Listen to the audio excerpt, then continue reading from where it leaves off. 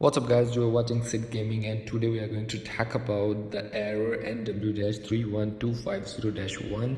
It's a weak internet connection, so that's how you get the error. You go to the network and view PlayStation network services, because sometimes service down, the DNS is not working, that's why you get this error. Wait for the internet connection or something, and you just simply test the PSN server status. The server is working up and good. So if the server is not working, you just wait. Sony will fix this automatically and you are back to online again. If the server is down, if the server is working up and good, then you have a problem with your network or a sign-in account.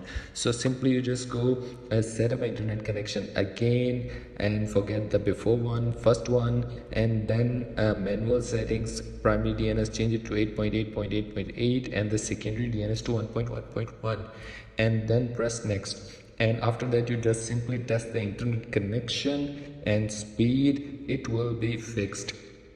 So that's how you do it.